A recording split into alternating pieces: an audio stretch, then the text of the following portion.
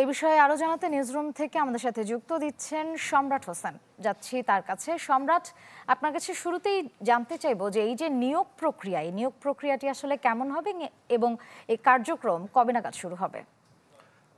ধন্যবাদ আপনাকে। মূলত মালয়েশিয়ার যে নিয়োগ প্রক্রিয়া সেটি গত এক দশক ধরে যেই প্রক্রিয়াটি অনুষ্ঠিত হয় বাংলাদেশ থেকে কর্মী পাঠানো, সেটিতে আসলে মূলত প্রথম ধাপে যেই কাজটি হয়ে থাকে সেটি হচ্ছে সেই দেশে সংশ্লিষ্ট দেশ অর্থাৎ মালয়েশিয়ার যে নিয়োগকর্তা কিংবা নিয়োগকারী প্রতিষ্ঠান রয়েছে, সেই প্রতিষ্ঠান থেকে এক ধরনের চাহিদাপত্র দেওয়া হয়। সেই চাহিদাপত্রটি এরপরেই কিন্তু দূতাবাসে আসে।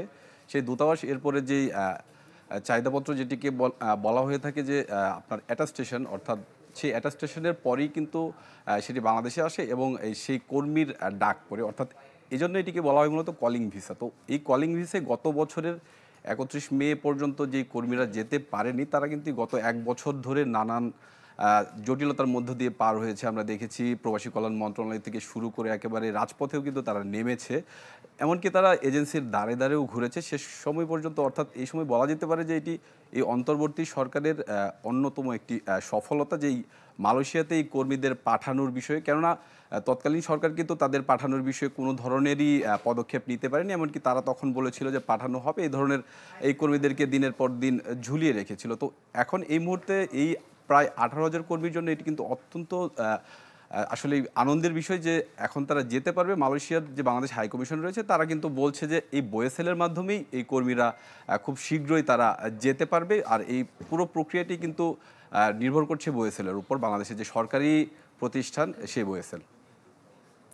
আচ্ছা, এই যে প্রক্রিয়ায় কারা কারা সর্বপ্রথম অগ্রাধিকার পাবেন এবং সেই সাথে আরেকটু জানতে চাইবো যে নতুন যে চুক্তি হয়েছে তার অগ্রগতি সম্পর্কে কতটুকু তথ্য আছে আপনার কাছে? দেখুন, মূলত আমাদের বাংলাদেশ থেকে মালয়েশিয়ায় যারা যায় বেশিরভাগই কিন্তু নির্মাণ কাজের জন্য যায়, বিশেষ করে কনস্ট্রাকশন কিংবা এই কাজগুলোতেই বাংলাদেশিরা অগ্রাধিকার পেয়ে থাকে। সেক্ষেত্রে এখানে বোয়েসেল থেকে যে বিষয়টি এখন দেখভাল করা হচ্ছে সেটি হচ্ছে যে এই কর্মীদের মধ্যে কারা কতটুকু দক্ষ, অর্থাৎ কাজ জানাশোনা।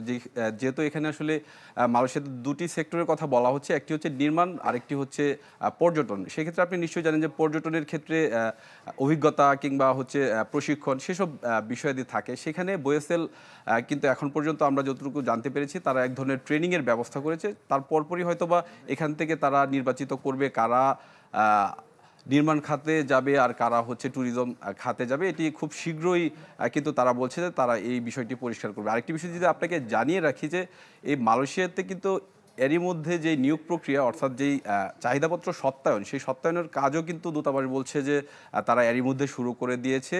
অর্থাৎ গত বছর যে কর্মীগুলো যেতে পারেনি তাদের ক্ষেত্রে যেটা বলা হচ্ছে যে তাদের যে আগের যে কাগজপত্র কিংবা তাদের যেই দূতাবাসের যে নিয়োগপত্র থেকে শুরু করে কোন প্রতিষ্ঠানে তারা কাজ করবে, পাশাপাশি যে আনুষঙ্গিক প্রক্রিয়া সেগুলো সম্পন্ন করে মালয়েশিয়ার যে একটি অনলাইন পোর্টাল পদ্ধতি রয়েছে FWCMS, সেই পদ্ধতির মাধ্যমে তাদেরকে এই নিবন্ধন, অর্থাৎ এখানে কাগজপত্র দাখিল করার জন্যই বলা হচ্ছে। আরেকটি বিষয় হচ্ছে যে এই মালয়েশিয়াতে কিন্তু আমরা সাম্প্রতিক সময়ে জানতে পেরেছি যে বাংলাদেশ সরকারের প্রধান উপদেষ্টা তিনি কিন্তু মালয়েশিয়া সফরের কথা রয়েছে। সেখানে নতুন করে কর্মী নেয়ার বিষয়ে যেই সমঝোতা স্মারক MOU, সেই MOU সাইন হওয়ারও কথা রয়েছে।